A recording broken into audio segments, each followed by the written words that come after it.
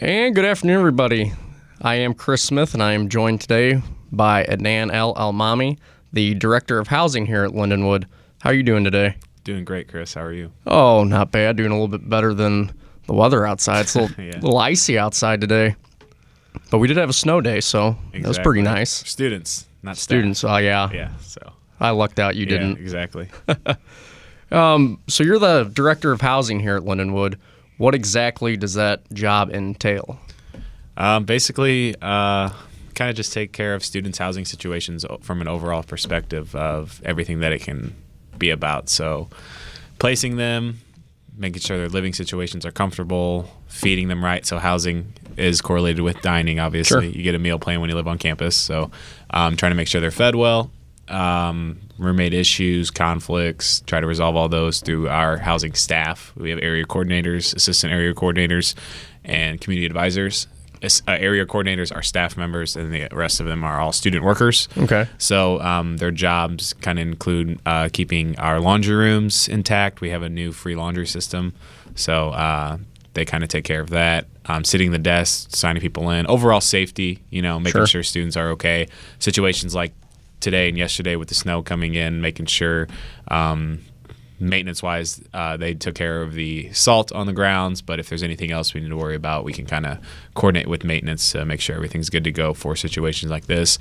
A couple months ago we had the rain, I'm sure you remember, where football games got canceled and stuff. So when situations like that happen, making sure the foundation of the houses are all taken care of. So overall, just making sure students are comfortable, they're fed well, which is always something to improve too across the board, getting more houses or less houses, new buildings, stuff like that. So overall, just making sure the student experience in a living situation is A-okay. Now, with your job, do you find yourself, in your office the majority of the day, or do you have to go out, around the campus? I do a little bit of both. A little bit of both. Obviously, there's times where you got to send emails, you got to do this, you got to do that. So I could try to do those in the morning, around when I get to work around 7:38, and then when I leave in the afternoon. But last night had an incident with the house, and I was here at 11 p.m. 11 p.m. Yeah. So technically, you really don't have like a set schedule of when you're here. So our area coordinators under myself and Becca, the assistant director, so they are here 24/7, unless communicated otherwise. So they have something out of town, they are doing this, they're doing that, whatever it is, we work it out. But for myself, I was coming back here anyways, so kind of got called on that situation and called an area coordinator. I was with him at the gym actually at the time. So I said, hey, we should probably skip this last set and go take care of this broken window. So we need to go do that for the snow and the weather, obviously. So we made sure that got taken care of. But so I'm here usually just Monday through Friday, but I find myself here on the weekends too. On the weekends too? Yeah. Well, for those that don't know you, you went to school here and also played football here. Correct. How was your time here as a student? And what was it like being a student athlete here at Lindenwood? I'd say student-wise, pretty awesome, Got to learn a lot of new experiences academically, if you're referring to that. I got my degree in education, so learning a lot through here, as well as going outside, taking observations at high schools, elementary schools, middle schools, stuff like that. When it comes to being a student athlete, you think student athlete and automatically you think it's pretty tough with managing time and practice, class, eating, working out, studying, all that stuff. I find it to be pretty easy. Pretty easy. If you develop a schedule, and that's something I always tell the guys and girls coming into this university, if you're going to play a sport, which most people do here, just make a schedule, have a routine. It's okay for change. Obviously, change is going to come. There's nothing you can do about it. But if you're doing the same thing every single day, and you're moving forward, that's pretty good, right? Yeah. That's positive. But if you're doing the same thing every single day, if for some reason your grades aren't where they should be, you're not performing on the field or on the court or swimming, whatever it is, you can kind of make change based off of that. So I think every student athlete obviously is different, whether you have 2-a-days, 3 days, one practice with 2 workouts, whatever it is, you got to figure out managing your time. But for me, I had some great coaches, some really, really great coaches, very experienced, very knowledgeable, who I learned a lot from. And overall, they just said, be a good person and things will come to you. Sure. So I think overall, student athlete with academics, obviously, I had a good experience here. So you think, from being a student athlete and from having like basically a set schedule for the whole semester, the more days that went by with that same schedule, the easier it got. Oh, for sure. Yeah. Obviously classes are going to stay the same, but when you have the schedule, and obviously you have to be open to change, you know, a rain delay, a snow delay for practice, you don't have practice, you obviously have to be changed and be able to function through that change, right?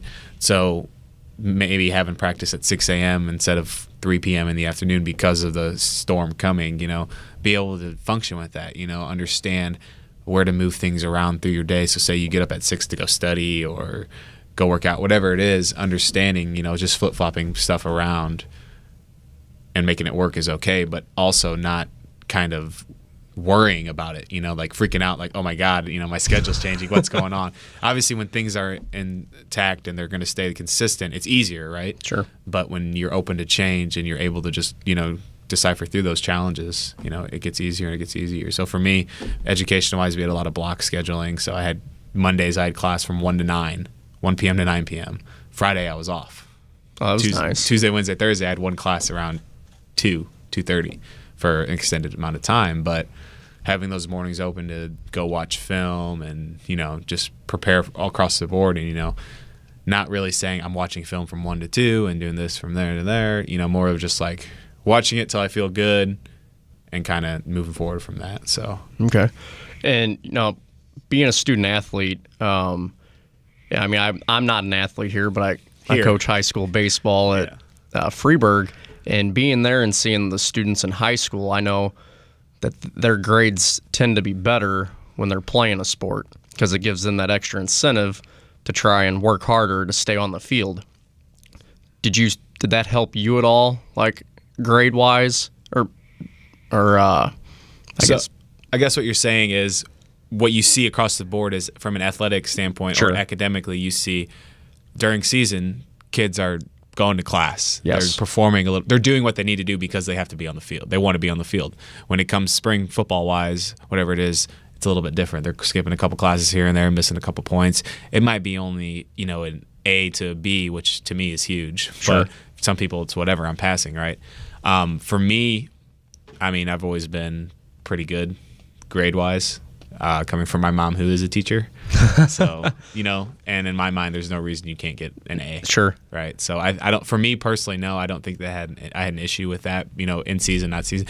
In season, you might see grades are better, even though you have less time, which is weird. Yeah. Because the next semester you have more time. More time. You would think grades would get better because you have more time to study and this, doing that, but you just have more time to mess around and do other stuff. Yeah. Which is good to another, you know, get outside and, you know, have fun and, you know, go explore college with events and activities and join clubs and all that stuff, which is good. But you have to understand too, you know, I'm here for a degree first. Absolutely. Obviously. So, like you said too, when it comes to high school kids, and I'm coaching for Smithton right now, yeah. You know that. So, we had always have a kid or someone who's not here for a week or two or whatnot. So, you definitely see it. It doesn't just happen in college. Yeah. These are 6th grade kids, and they're having the same problem. So, you know, we obviously have to reiterate, do your homework. Yeah. You probably do it in high school too, but when it comes to college, we do a good job here of kind of, you know, early alert, not housing-wise, but in our student development center, we have plenty of folks who, you know, my student, he hasn't shown in class, she's missing class every Friday, or, you know, we need to figure this out, and we're able to, you know, reach out to those students and just kind of say, hey, man, what's going on? How can I help you? Sure. You know, how can we make this work? If you need to talk to your professor, if you want to pull your professor in, let's make it work. But, you know, overall, like you said, from a grades and academics with student athlete stuff, you just got to know yourself. Know yourself. Yeah. Okay. Understand what makes you work and what doesn't work. So your degree was in education, and now you are getting your master's here, correct? Getting an MBA in business administration. Business administration. Correct. Okay. Now, when you graduate, would you like to stay in the area, or does moving out of the area to, let's say, Colorado or some state, you know, not close to Illinois, bother you? So if I moved, would that bother me? Not at all. Not at all. Not at all. Obviously, I've been in Belleville for the past 5 years, and when I'm done in June with my MBA, I'm not just saying, hey, I'm out, you know. But would I like to explore other places and, you know, go travel? I want to travel.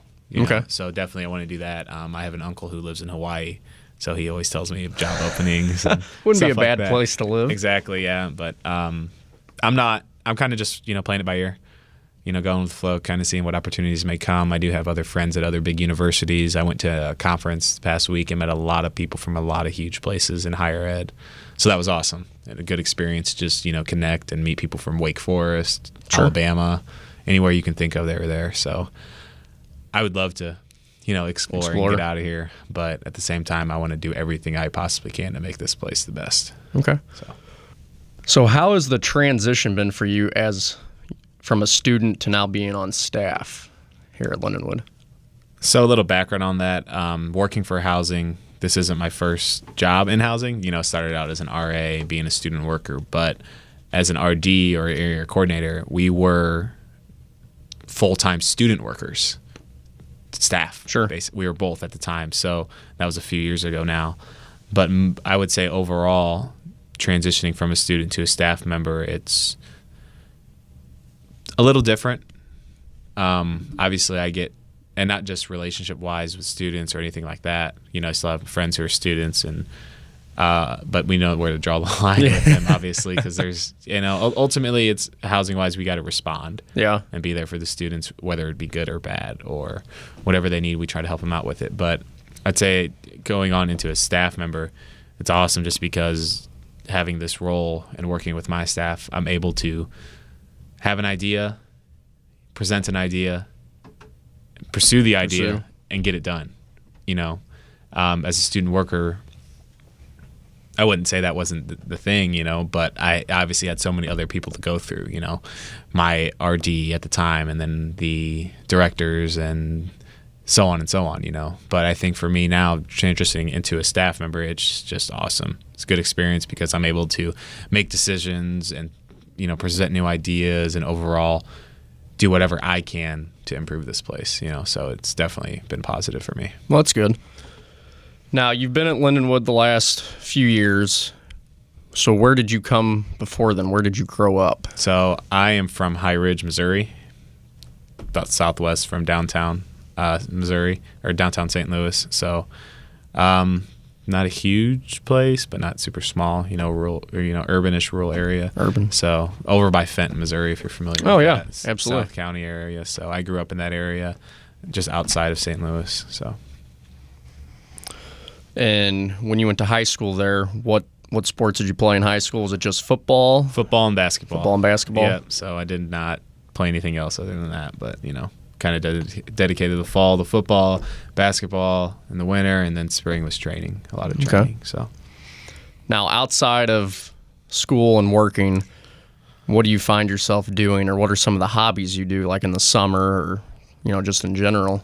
So right now, coaching, obviously, volunteer coaching with a good buddy of ours. Yeah. It's an awesome experience, getting to help kids out and just kind of be an outlet for them to have fun, get new experiences. I still work out, obviously. I compete and, just rec basketball, pick up football, stuff like that every once in a while. Do some volunteer stuff. I'm sure you're familiar with Royal Family Kids Camp that all of us do. So that's absolutely. A kids camp for abused and neglected children, and that's 1 week in June, but it's taken a huge part of my life, just preparation, being there for those kids. You never know what they've gone through. So overall, just, trying to make their lives a little bit better, at least for a week. Sure. So other than that, just hanging out, relaxing, hanging out, sleeping, eating good, usual stuff. So now, you work that camp, it's volunteer, and you do it for a week, and you see how that can possibly change their life, at least for a week, maybe more. How has been working that camp and seeing how they react to seeing you, go out of your way to help whoever it is down there and the other volunteer workers? How do you think that impacts their life? I think it's huge. It might take a little bit of time for them to understand what I'm trying to do or what the whole entire camp is trying to do for them. But it's not, it's clear that they understand they're there and they know not necessarily the mission of the camp, but the being of the camp, if that makes sense, why the camp exists. They know what they've been through. I don't, for the most part. Yeah. And sometimes you don't want to know. It's sad. But I think sometimes it takes a little bit of time to ease into these kids because they may have never had chocolate, you know? They may have never had a snack time or time to go fish with us, and that we do fishing, you know, hike, all that stuff you can think of outside. We do all that stuff. They love playing basketball. Like sometimes they might not know how to react to it, so they might act out a little bit.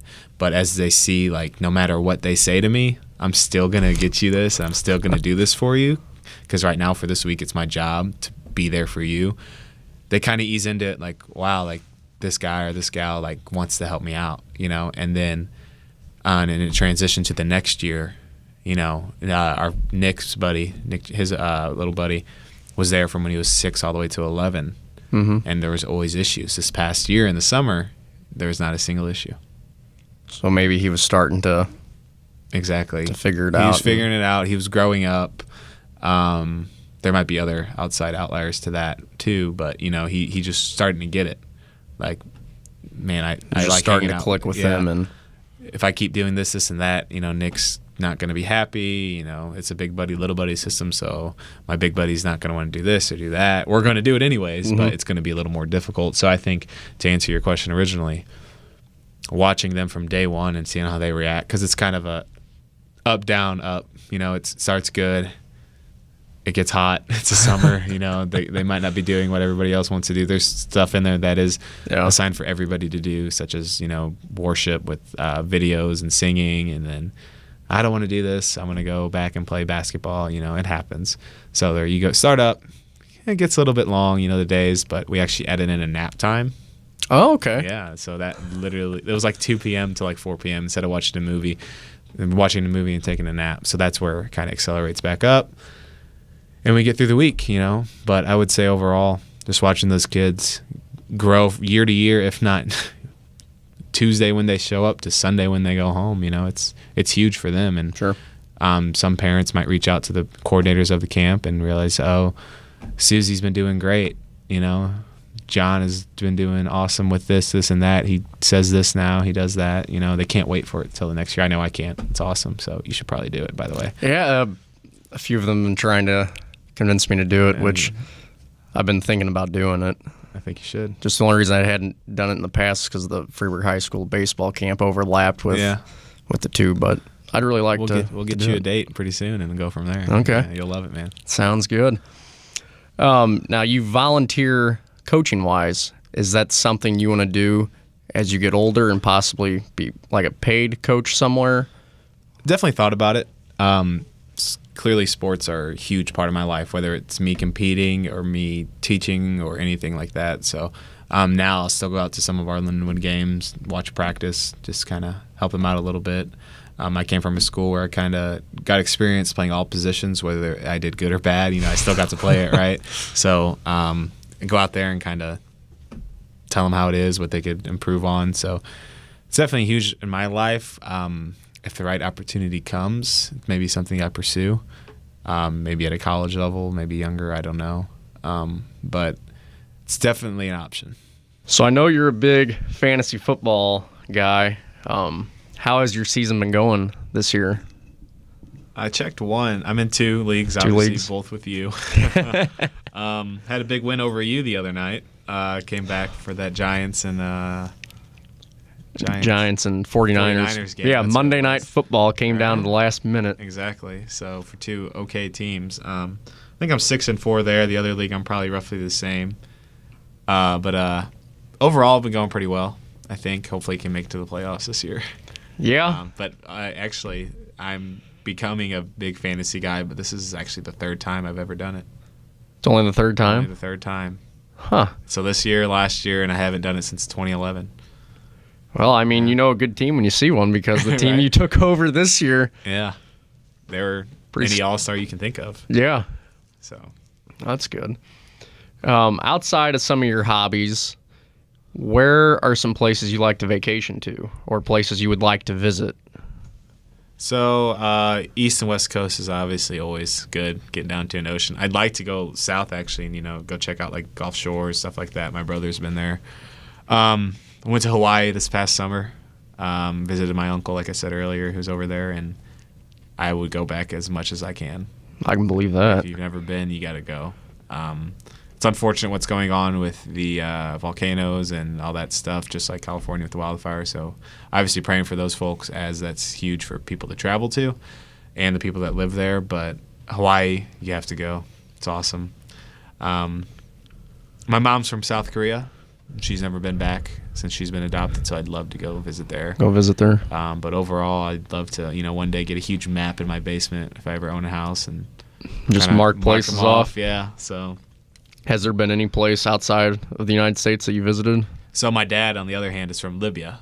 Okay. So I've been to, it's North Africa. So I've been there, and almost 10 years ago now, 2009, of the summer, and my younger brother and I were with my dad for a month and a half. He's got a huge family. So at the time, my dad's one of 17 kids. So 17 kids? Yeah. So uncles and aunts, over 100-something cousins that I don't even know their names. And obviously they speak Arabic over there, so I couldn't really communicate a whole lot with them. Yeah. But I wouldn't go back, obviously, soon with all the issues going on in their economy. But places like that, I'd love to go. My stepmom is in Morocco. I'd love to go check that place out for a little. I hear it's beautiful there. Just explore. And talking to some of my old professors here for the education program, they do the study abroad. Yeah, and it's pretty affordable to go. They're going in, I think, right after graduation, so in May of 2019. So for those students who want to go explore, I would definitely go check it out. I'm definitely looking into it, checking my schedule to see what it can work. So, but yeah, I mean, for me, I want to go everywhere. Everywhere. Yeah. So outside of, basically everything we've just talked about in this segment, is there anything else that's, I guess, pretty interesting in your life that you like telling people about, or anything you'd like to elaborate on? I mean, for the most part, we kind of talked about my life, and if people ask me what I do or where I'm from, or I think it's always cool to talk where people are from and what they know and who they know. But for me, I guess to a Lindenwood standpoint too, is I think I'm pretty approachable with almost anything. So for those people out there, whether I'm on campus or I'm at Target or whatever it is, I'm pretty approachable for the most part, and ask a question or just say anything random, overall. I'm pretty, And I think from like a student standpoint, like I am, I think whether it's someone on staff or, a professor, I think the more approachable they are, the better off I think your time in the classroom is, or just being on that campus in general. I think that can go a long way for a student. Definitely. To elaborate on that, I think having that someone, because for me, I'm a resource. Mm-hmm. That's what I tell our housing staff. We're resources. We're respondents to anything a student needs, whether it's being locked out of their house or apartment or their dorm room, or their roommate took their last box of cereal. I don't know, but either way, we're a resource to them, and having that open door policy anytime, whatever it is. Obviously, there's limitations to that, but if there's something going on, I want to help you. That's huge for me. Sure. I want to help you. I want to help others succeed, get a good grade. If it just says, "Can you look at this?" I don't know what I'll take a look at it, whatever. Or just sharing knowledge overall. And I think at Lindenwood they provide you with plenty of opportunities to broaden your horizon, if you want to say. Yeah. Some people joke about it, and doing something for the first time, but that's huge here. And having new programs on campus like freshman year, or the first gen programs for students who are the first person to go to college in their family, taking them to the Fox Theater or all these places, it's good for them to get the best experience. And I want to do what I can since they're living in our spaces, Yeah. And going, and like you said, coming here and getting the whole experience. So, I mean, I would just say for me, just come say hi. I'll say hi to you. If you need something, always feel the need to just come chat. Yeah. If you need to talk about something, or if you need to tell somebody how great you did on a test, like, cool, let's listen. Yep, right? Come talk to me. Yeah, so I think that's it from that standpoint. So. Okay. Well, that's a wrap on getting to know Adnan El Almami, the Lindenwood Housing Coordinator. Thanks for taking time out of your day to come on and do this interview. For Adnan, I am Chris Smith. Thanks for tuning in. Enjoy the rest of your day.